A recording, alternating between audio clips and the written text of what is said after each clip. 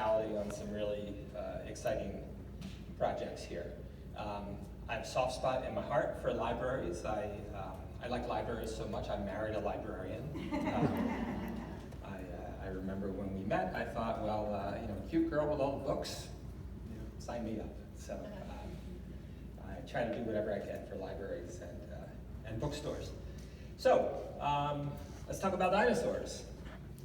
Where do you think the world's first nearly complete dinosaur skeleton was discovered?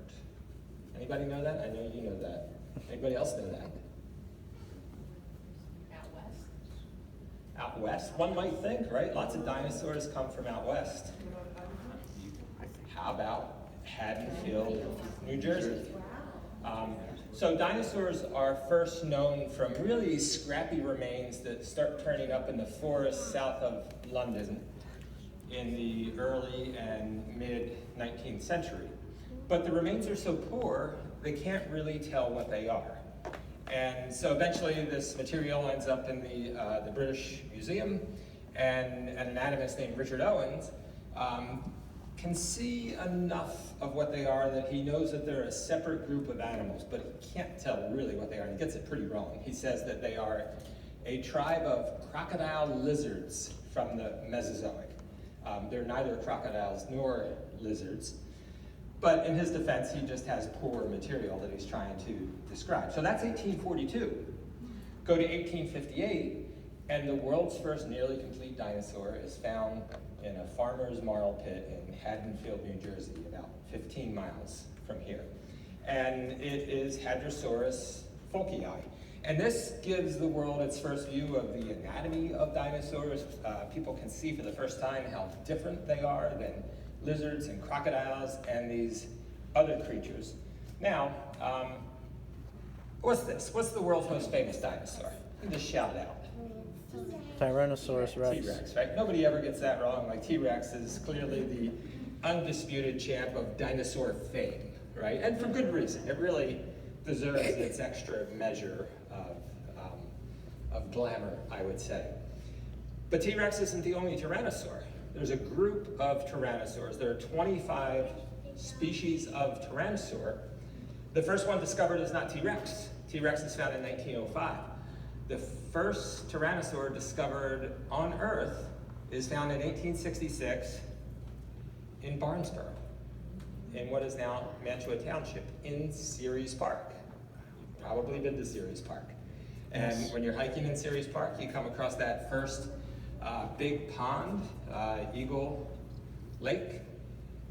That's the quarry from which the world's first tyrannosaur was excavated. So, world's first nearly complete dinosaur from southern New Jersey, world's first tyrannosaur. Other new species found in places like Swedesboro, Pedricktown, Woodbury.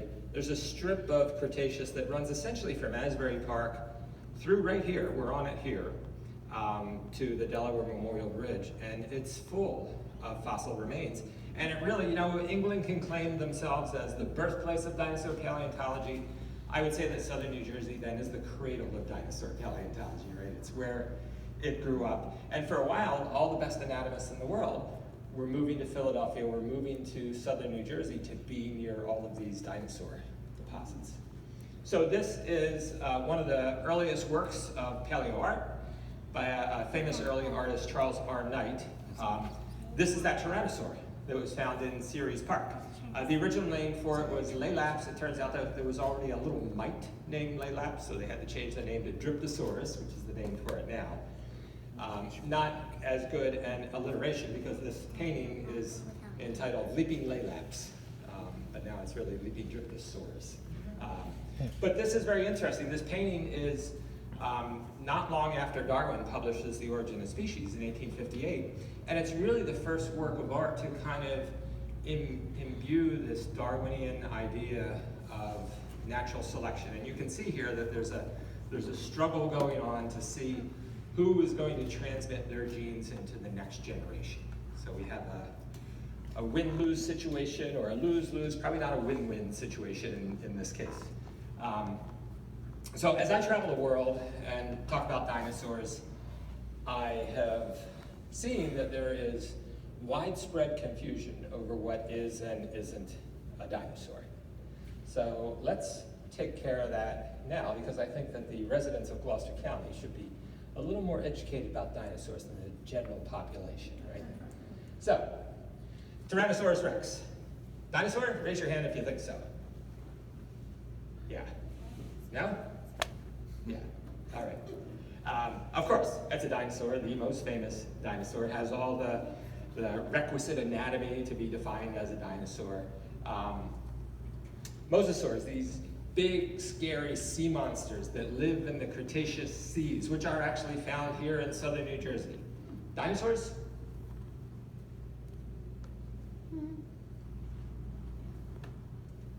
Pterosaurs, the flying reptiles of the Mesozoic. Dinosaurs? I mean, you've seen the Flintstones, right? Are they dinosaurs? They have the word "saur." How about crocodiles? Crocodiles have been around for over 100 million years. Are they dinosaurs? All right, so before I tell you the answers, one more question. How about this little fuzzy penguin? Is that a dinosaur? Is that a crazy question? All right, so before I tell you the answers, let's talk about how we define what a dinosaur is. Dinosaurs are distinct from their reptilian ancestors by their enhanced vigor and power.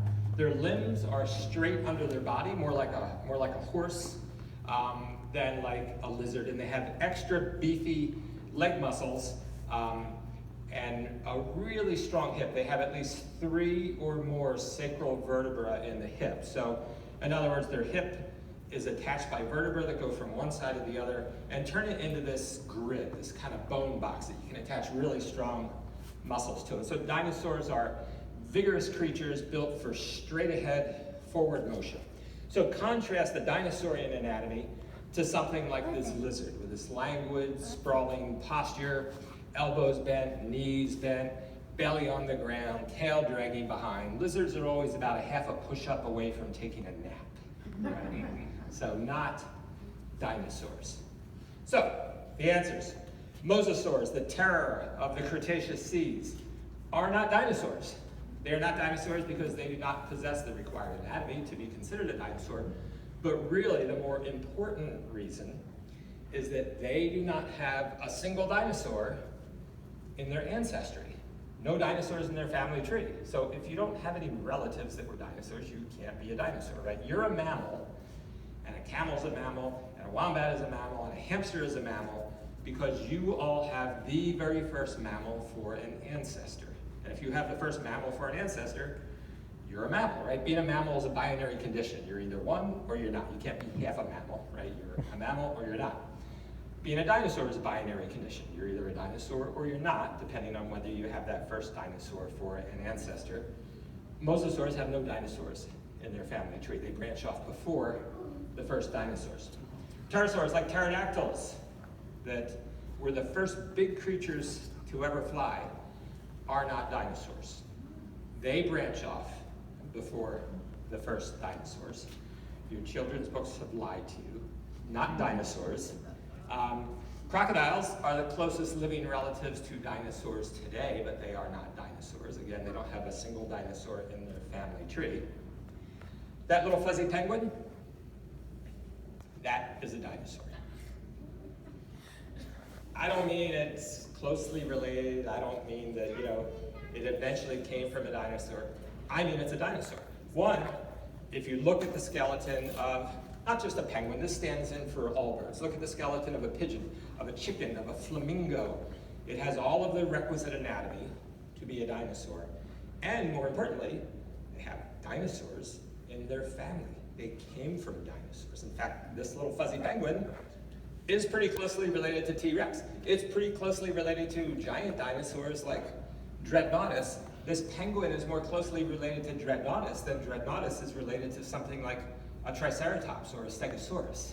So this is a dinosaur to the same degree that an Allosaurus is a dinosaur, to the same degree that a Pachycephalosaurus is a dinosaur. It's a dinosaur. So when we talk about dinosaurs going extinct 66 million years ago, What we really mean are the non-avian dinosaurs went extinct 66 million years ago. When I read a technical paper, I don't just use the word dinosaur. If I'm referring to the things that you think of as dinosaurs, like a triceratops, I refer to them as non-avian dinosaurs. And all paleontologists do, that's the nomenclature now. If we refer to birds, in a paleontology paper, we refer to avian dinosaurs. They are dinosaurs.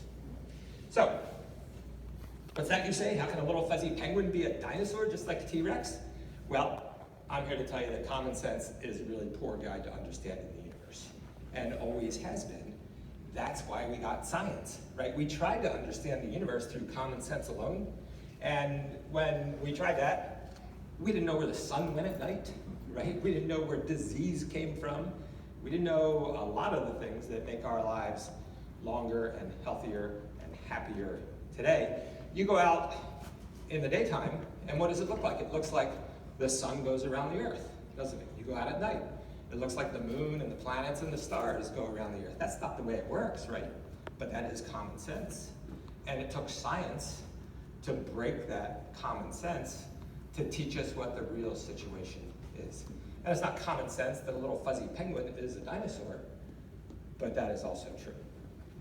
And that's why we have science. So, that requisite anatomy defines what we're going to call the first dinosaurs. And then you take that ancestral dinosaur and you take 100% of its descendants. And that's a group, or what we refer to as a clade. That's the clade of dinosaurs. And the first dinosaur appears in the fossil record about 231 million years ago. Little tiny creature, about the size of a house cat. Its fossils have been found in Tanzania, in Africa. So 231 million years ago. Now here, just a little bit about kind of my road to paleontology and beyond. I started my career working on some projects in North Africa. Here I am in the Sahara Desert. I spent several winters in the Bahariya Oasis, which is really nowhere. It's halfway between the Mediterranean and Sudan, halfway between the Nile and Libya, so like truly nowhere. And we went there to discover 4 species of dinosaurs